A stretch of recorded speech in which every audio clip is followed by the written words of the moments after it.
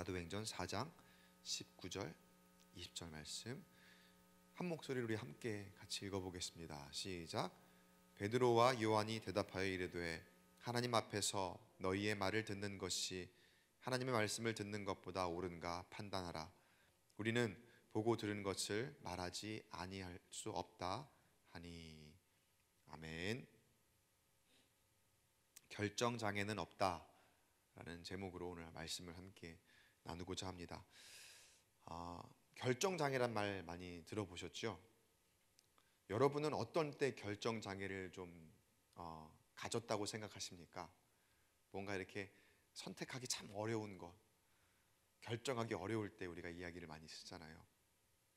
제일 흔하게 우리가 쓸 때가 아마 뭐 먹을지 모를 때, 우리 같이 뭐 먹으러 갈까 하는데 아무도 결정을 못하는 거예요. 가서도 결정을 못해요. 짜장면을 먹어야 되나 짬뽕을 먹어야 되나. 그게 모두에게 아마 해당되는 결정장애일 거예요. 짜장면을 먹어야 되나 짬뽕을 먹어야 되나, 버스를 타고 가야 되나 지하철을 타고 가야 되나. 일상 가운데 이런 많은 결정장애들이 있는데 그것으로 인하여 스트레스 받을 때도 있고, 그것으로 인하여서 삶이 어려울 때도 있겠죠. 그러나 그런 모든 것들은 웃어 넘길 만한 일상적인 이야기들일 것입니다. 그런데 우리에게 심각한 결정장애가 있을 때가 있어요. 우리가 절대로 가지지는 말아야 될 결정장애인데 누구나 다 가지고 있는 것,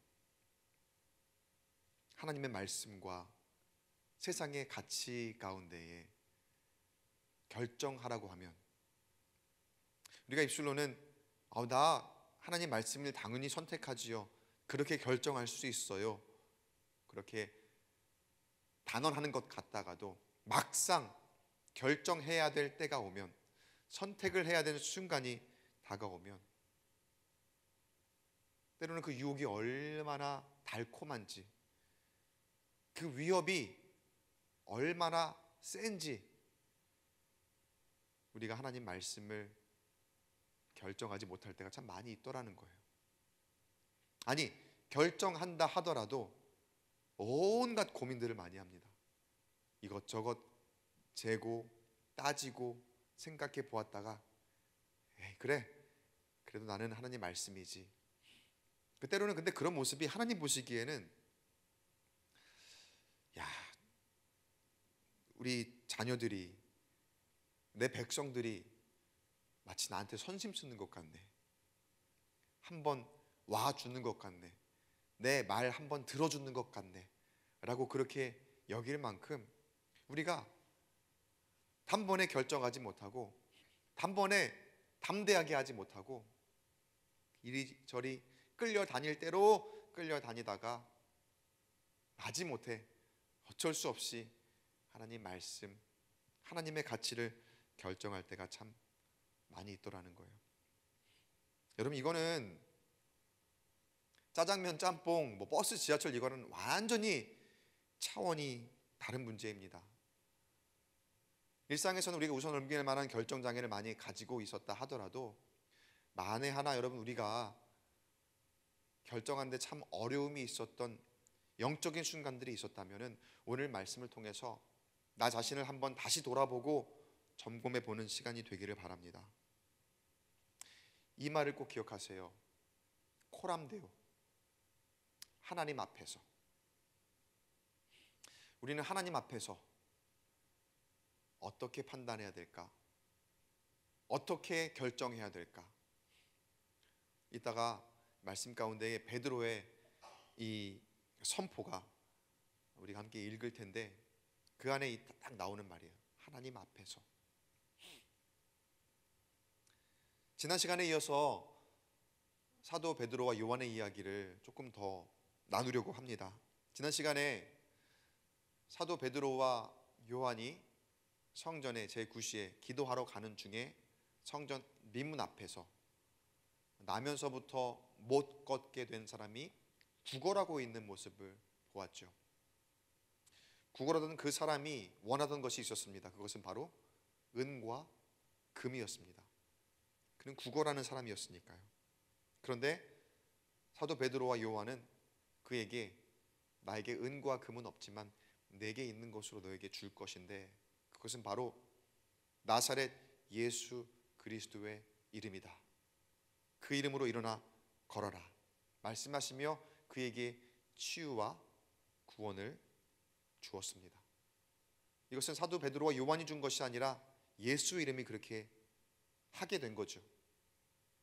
여러분, 우리 가운데 그 예수의 이름으로 인한 놀라운 능력이 나타나게 될 줄 믿으시기 바랍니다. 다른 것 아닌 오직 예수의 이름으로. 자, 그런데 분명 베드로와 요한은 예수의 이름으로 그 일을 행하였는데 사람들이 베드로와 요한에게 막 몰려들기 시작하는 거예요. 그리고 베드로와 요한을 주목하죠. 사람을 주목합니다. 그때 베드로가 그 모인 사람들을, 둘러싸이는 사람들을 앞에다 놓고 설교를 하기 시작하는데 그 설교 내용이 이런 거예요. 우리를 주목하지 마십시오.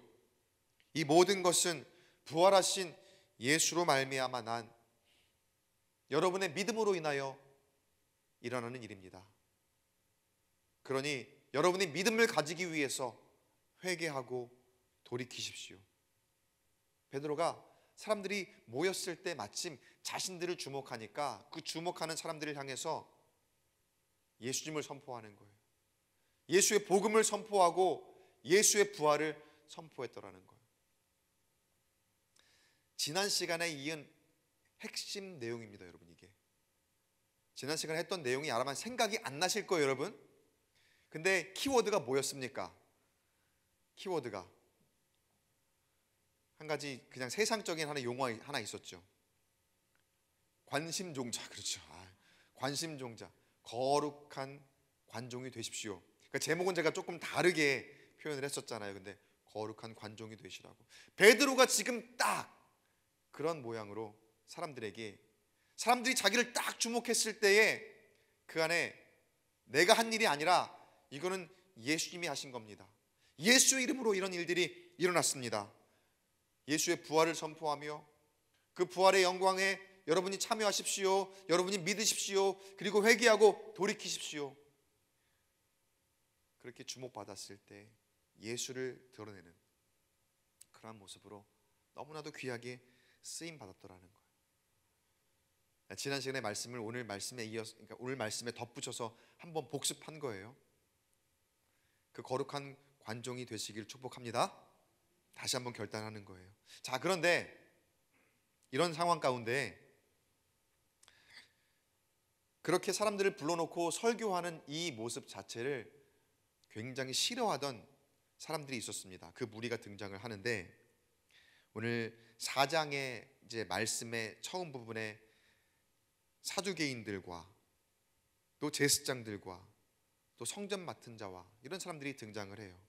특히 사두개인들은 부활을 믿지 않는 사람들입니다.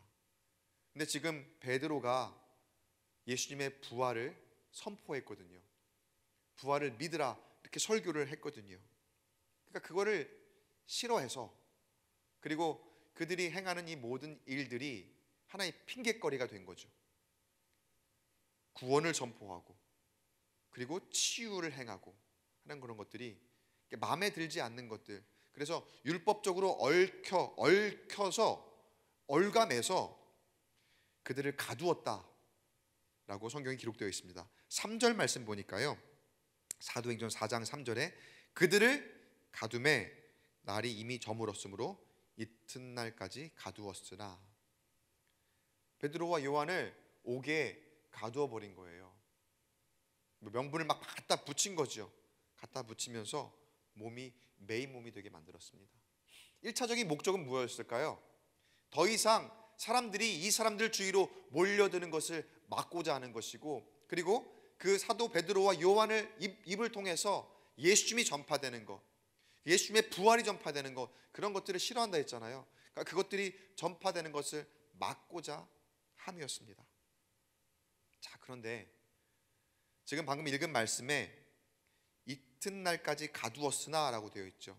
첫날 가두었는데 이미 날이 저물었으니, 원래는 가두면 바로 재판을 합니다. 그런데 이미 날이 저물었으니까 다음 날까지 가두는 상황에 어떤 일이 벌어졌느냐? 4절 말씀 같이 읽어볼게요. 4절 말씀 시작. 말씀을 들은 사람 중에 믿는 자가 많으니 남자의 수가 약 5천이나 되었더라. 할렐루야. 몸은 매여 있습니다. 그리고 그 제사장들과 사두개인들이 그들이 원하는 대로 더 믿는 사람의 수가 많아지지 않도록, 그 말씀을 듣지 못하도록, 그리고 부활을 선포하지 못하도록, 예수의 이름을 드러내지 못하도록 막았거든요. 몸을 속박했거든요. 구속했거든요. 옥에 가두었거든요. 그런데 어떤 일이 벌어졌다고요?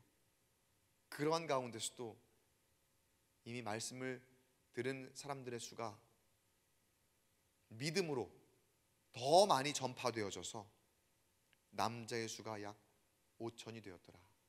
여러분, 남자의 수가 5천이 되었다는 것은요, 여러분 오병이의 기적이나 다른 데서도 이렇게 많이 나오지만 이 성경에서 굉장히 많은 수였다는 것을 상징적으로 의미하는 숫자이기도 합니다. 남자의 수가 5천이 되었다는 것. 그러니까 그만큼 허다한 무리의 숫자가 그 복음을 듣고 그 말씀을 듣고 그 말씀 전하는 자가 옥에 갇혀 있음에도 불구하고 그들을 위협하고 그 말씀을 전하지 못하도록 방해하는 세력들이 그렇게 득세하고 있음에도 불구하고 말씀의 능력은 더 멀리 퍼져나가서 많은 사람들을 변화시켰더라는 거예요. 여러분, 그렇기에 우리가 이 말씀을 지니고 다니는 것 절대로 소홀히 하지 않기를 바랍니다. 내가 한마디의 말씀을 예수 이름으로 전파했을 때 그 당장은 어떤 변화가 나타나지 않을지 몰라요. 그러나 말씀은요, 활력이 있고요, 역동성이 있기 때문에, 놀라운 능력이 있기 때문에 내가 예상하지 못한 그런 방법으로 엄청나게 파급력이 있습니다. 사람들을 변화시키고 사람들을 회복시키고 치유하고 구원하는 능력이 그 말씀 가운데 있으니 여러분, 그 말씀을 지니시고 전하시게 되기를 주의 이름으로 간절히 축복합니다. 의심하지 마시고요, 그리고 내가 한다 생각하지 마시고요. 그러니까 내가 한다 생각하면 못하는 거예요. 내가 한다 생각하면 여러 가지 고려할 것이 많아지죠. 이거 해야 돼 말아야 돼, 거기서도 결정장애가 생기는 거예요. 내 체면을 생각하게 되고 사람들이 나를 어떻게 바라볼까, 확신을 가지지 못하니까 의심하니까 또 한편으로는 내가 이렇게 전했을 때 변화되지 않으면 어떡하지. 그러나 여러분, 우리가 할 일은 말씀을 지니고 또 다니면서 선포하는 것, 그 이유로 성령께서 역동적으로 역사하시니 그 말씀의 능력이 어디서든지 나타나게 될 줄 믿습니다. 우리가 행해야 될 일이 그거라는 거예요. 어디서든지 어떤 상황이든지, 내가 매여 있든지 내가 자유하든지. 자, 이렇게 이튿날까지 가두어져 있던 상황에서도 말씀을 들은 자의 수가 엄청나게 많아졌더라.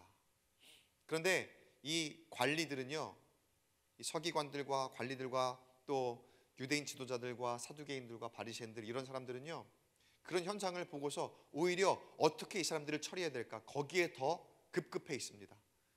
이 사람들을 어떻게 빨리 처리해야지 지금 이런 현상이 좀 수그러들 수 있겠구나. 그러니까 말씀의 능력에 대해서 전혀 인지를 하지 못하고 있는 상황이라는 거예요. 자, 그런 가운데 사람들이 이제 재판을 하기 위해 모입니다. 산헤드린 공회라고 하죠. 굉장히 권위 있는 유대인 지도자들의 모임이거든요. 관리, 장로, 서기관들이 다 모였다라고 되어 있습니다. 그런데 거기에 참여한 사람들의 이 이제 면면을 보니까 대단합니다. 4장 6절에서 7절까지의 말씀 보면은요, 대제사장 안나스와 가야바와 요한과 알렉산더와 및 대제사장의 문중이 다 참여하여 사도들을 가운데 세우고 묻되 너희가 무슨 권세와 누구의 이름으로 이 일을 행하였느냐. 보통 일이 아니라고 생각했나 봐요.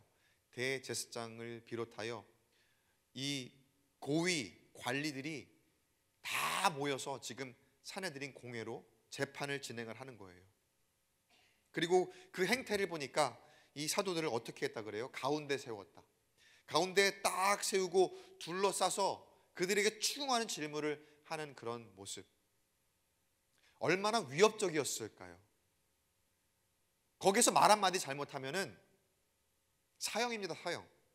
거기서 말 한마디 잘못하면 예수님처럼 십자가에 못 박혀 죽을 수도 있는 그런 재판의 상황이라는 말이에요. 거기서 말 한마디만 잘하든 잘못하든 내 인생이 완전히 바뀔 수 있는 그런 절체절명의 위기이기도 하고 또 기회이기도 한 그런 상황. 여러분이 뭐 어떤 큰 죄를 지어서 뭐 경찰서나 또 검찰청이나 그런 데 가서 신문을 받을 그럴 일이 없기에 우리가 상상을 한번 해보긴 좀 어렵겠지만, 만에 하나 여러분 굉장히 강압적인 태도로 경찰이든 뭐 검사든 나를 막 추궁하고 수사하고 한다고 했을 때 여러분 어떤 생각이 드실까요? 막 위협적이에요. 단 한 번도 나는 죄 지었다고 생각한 적이 없는데 어느 순간 내가 그런 데 가서 조사를 받는다거나 또 어떤 죄를 추궁받는다고 생각을 해보면요, 저는 굉장히 좀 겁이 날 수도 있을 것 같아요. 그 위협적인 태도에 굉장히 강압적이면 뭐랄까 좀 압도당한다고 할까요? 그런 모습에 많이 위축될 것 같기도 하고, 뭐 그런다고 있는 걸 없다고 얘기하거나 없는 걸 있다고 얘기하고 그러지는 않겠지만 굉장히 위축될 만한 그런 상황. 딱 지금 베드로와 요한의 모습이 그것보다 더 큰 위기, 말 한마디 잘못하면 정말 죽을 수도 있는 그런 상황.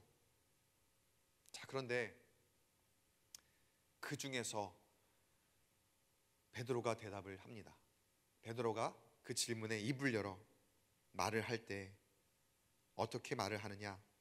자, 사도행전 4장 8절에서 9절까지의 말씀을 제가 좀 간추려 봤습니다. 한 목소리로 같이 한번 읽어보겠습니다. 시작.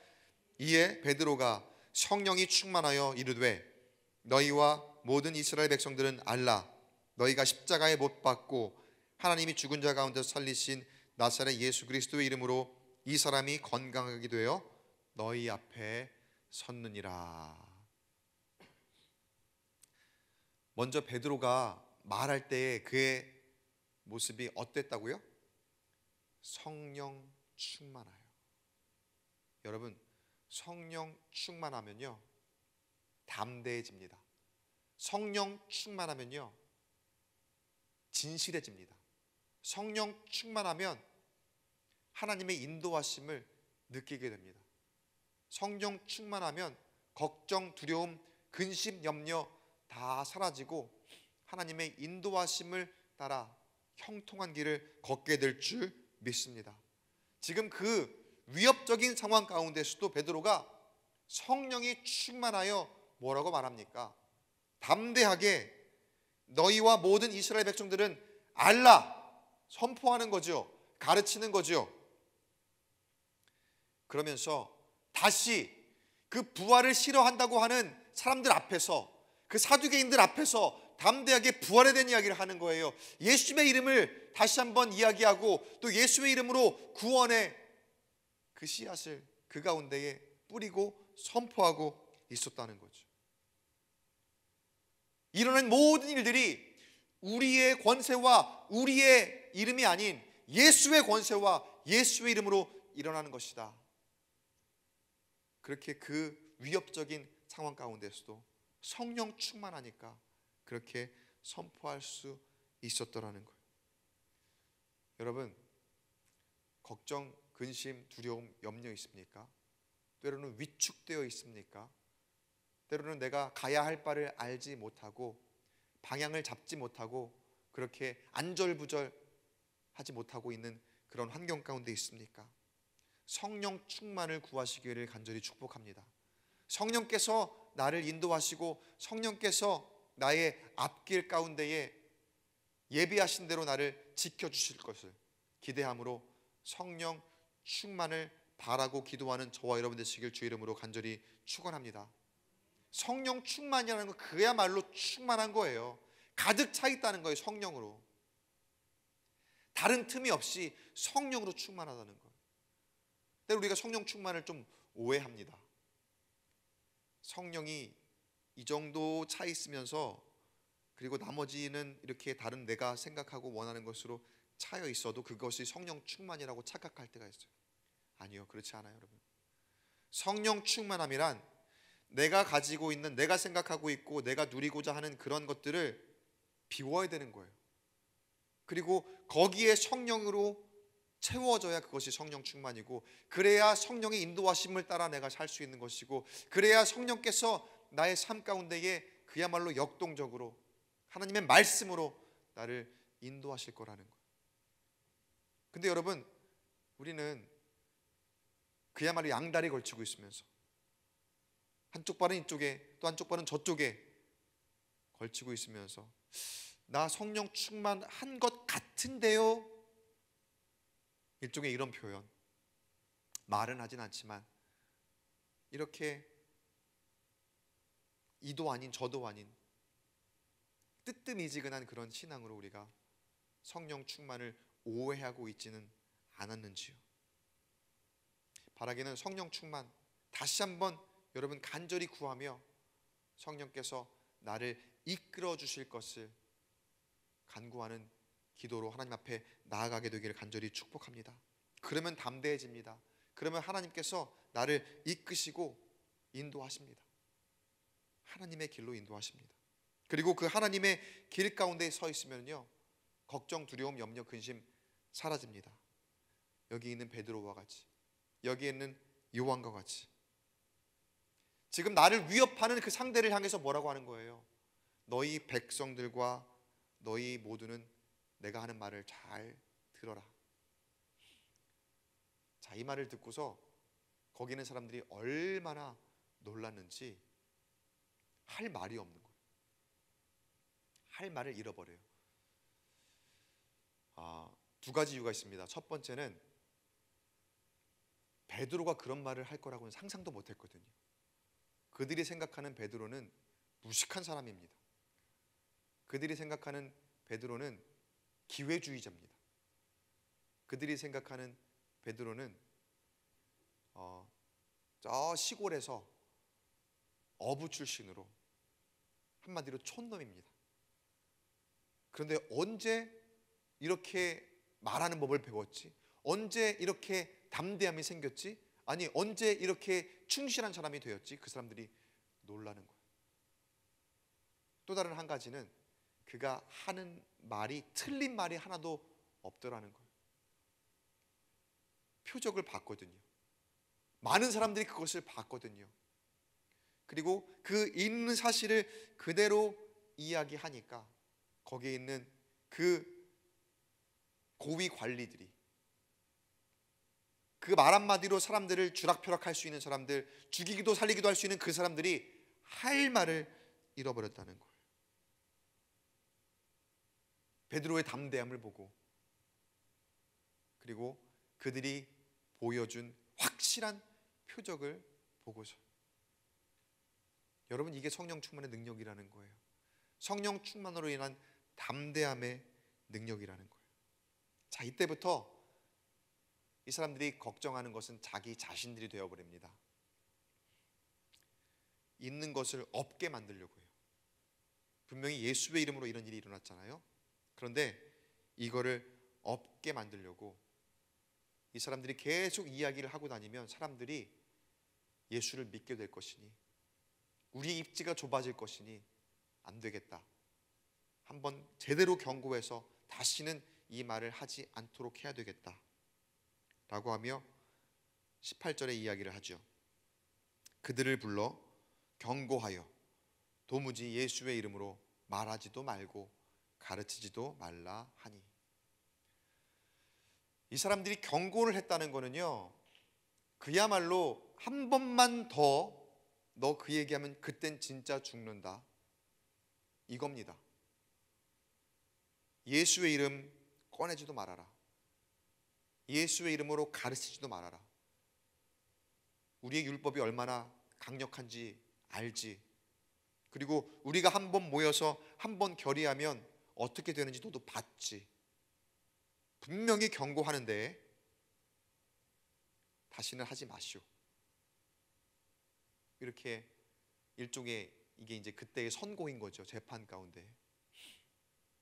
그러니까 여기서 경고란 사도 베드로와 요한에게 신상에 문제가 생길 수도 있다는 겁니다. 그리고 충분히 그렇게 할 수 있는 사람들이기도 하고요.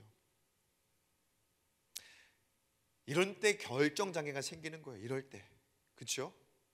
그 위협이 거셀 때. 또 한편으로는 뭐 회유하려고 하기도 할 거예요. 유혹하기도 할 거예요. 그러니까 세상이 우리에게 자주 쓰는 방법이에요. 악한 영이 세상의 가치로 우리를 회유하려 하고 유혹하려 하고 또 우리를 위협하려 하는 것. 그래서 때로는 어떤 돈, 명예, 권력, 그런 것들 우리가 예수님을 우선순위 삼지 못하도록, 제가 오늘 셀리더 교육 때도 우선순위 얘기를 했었는데, 자꾸 우리가 말씀 보는 것, 그리고 예배에 나오는 것, 또 하나님의 가치로 살아가는 것, 그거는 별로 급한 게 아니라라고는 하는 그런 마음을 자꾸 우리 가운데 주입하는 거예요. 세상의 가치로. 지금 돈 버는 게 급하잖아. 지금 당장 먹고 살 게 급한데 지금 뭐 하는 거야? 지금 애들 커가고 있는데 애들 당장 양육하고 해야 되는 그런 가운데 이게 교회 갈 시간이 어디 있어? 기도할 시간이 어디 있어? 여기 나가면 조금 더 돈 벌 수 있어. 여기 나가면 지금 팍팍한 이 생계가 조금 더 나아질 수 있어.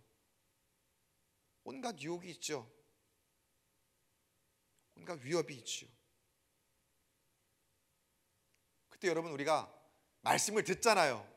말씀을 들으니까 얼마나 마음에 찔림이 있습니까? 그게 결정장애인 거죠. 내가 분명히 이렇게 해야 되는 게 맞는 것 같기는 한데 현실을 생각하면 그렇게는 못할 것 같고, 이러지도 못하고 저러지도 못하고, 이렇게도 하고 싶고 저렇게도 하고 싶고. 근데 어떤 때는 결정적으로 우리에게 지금 이 사내들인 공회에서 사도 베드로와 요한을 향해 경고하듯이 한 번만 더 그렇게 하면 진짜 죽는다 라는 그런 식의 아주 결정적인 그런 위협으로 우리에게 경고의 메시지로 세상이 다가올 때도 있더라는 거예요. 그저 내가 이렇게 안 하면은 낙오할 것 같고 외로울 것 같고 그런 게 아니라, 이것 가면은 내가 조금 더 벌 수 있는데, 없어 사실 살긴 하는데 좀 더 벌면 좋지, 좀 더 풍족하면 좋지, 그런 유혹 말고 때로는 결정적인 그런 위협이, 경고의 메시지로 우리 가운데 들려올 때도 있다는 거예요. 여러분, 어떻게 하시겠습니까? 어떻게 해야 되겠습니까? 참 어렵지요. 쉽지 않은 문제지요. 그러나 여러분, 우리가 아까 서두에 제가 하나님 앞에서 말씀드렸죠. 늘 우리는 하나님 앞에 서 있습니다. 하나님 앞에서 우리는 어떻게 결정해야 될까? 어떻게 판단해야 될까? 그 하나님 앞에서라는 코람데오, 이 말을 우리가 꼭 잊지 않았으면 좋겠습니다. 항상 간직했으면 좋겠습니다. 그리고 우리의 믿음의 표본인 사도 베드로의 모습을 오늘 19절에서 한번 보도록 하겠습니다. 한 목소리를 같이 읽어보겠습니다. 시작. 베드로와 요한이 대답하여 이르되 하나님 앞에서 너희의 말을 듣는 것이 하나님의 말씀을 듣는 것보다 옳은가 판단하라. 그들도 하나님을 믿는 사람들이거든요. 그들 앞에서 이야기하기를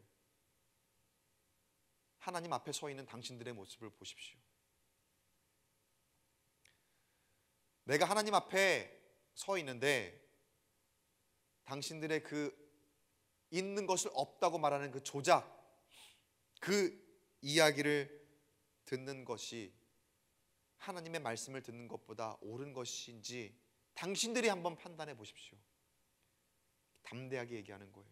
지금 이전에 있었던 말이 뭐냐면은 한 번만 더 내가 시키는 대로 안 하면 죽는다였거든요. 근데 그 뒤에 이어서 하는 말이 하나님 앞에서 그 지금 있는 것을 없다고 얘기하는 당신들의 말이 옳은 것인지 하나님 말씀이 옳은 것인지 당신들이 판단해 보시오. 이 담대함이 어디서 오는 걸까요? 어쩌면 이렇게 담대할 수 있을까요? 여러분, 이게 우리의 믿음의 표본입니다. 어떤 세상의 위협과 유혹 가운데서도 여러분, 우리는 있는 걸 없다고 얘기하면 안 돼요.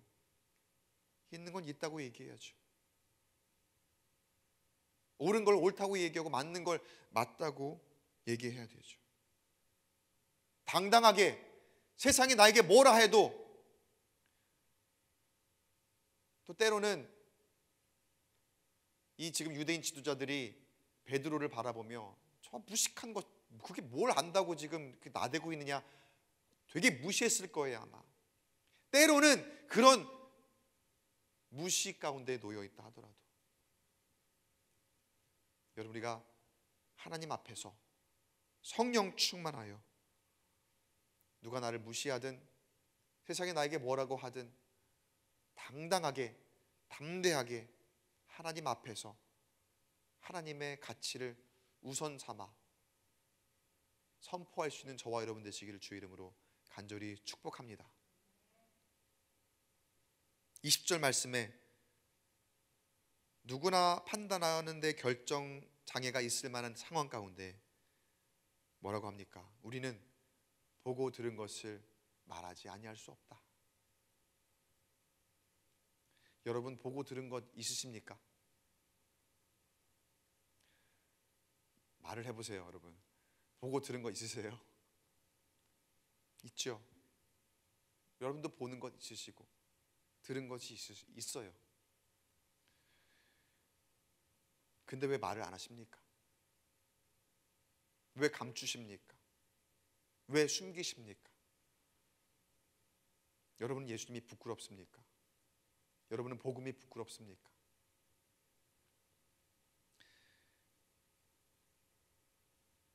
나를 드러내매 그 거룩한 관종이 되어서 나를 드러내매 그 안에 있는 예수가 한껏 드러나도록 여러분 쓰임 받으시기를 간절히 축복합니다. 보고 들은 것 나를 통해서 전해질 수 있도록 말하지 않을 수 없다는 여러분의 고백이 사도 베드로와 요한의 고백이 여러분의 고백이 되기를 주의 이름으로 간절히 축복합니다. 그러기 위해서는 내가 먼저 결정장애에서 벗어나야 됩니다. 결정장애는 없어야 됩니다. 그 어느 상황에서도 세상의 가치보다 하나님의 가치가 우선함을 항상 내 안에 자리 잡고 있어야 되고요. 그리고 예수님의 사랑과 또 하나님의 은혜와 성령님의 감동으로 무장되어 있어서 어떠한 상황에서 내가 드러나더라도 그 안에 예수님이 드러나기에 나는 자유합니다. 그렇게 주님 안에서 참된 은혜와 복을 누리는 저와 여러분 되시길 간절히 축복합니다. 여러분 모습 자체로 예수님이 드러나기를 오늘 수요예배 참여하신 함께 하시는 모든 성도 여러분이 하나님 앞에서 결정 장애가 없기를, 세상이 어떻게 위협하더라도 결정하는 데 어려움이 없기를, 어떤 선택을 하더라도 하나님의 선한 꿈을 이루어내는 우리 광교 꿈의 교회가 되기를 주님의 이름으로 간절히 축원합니다.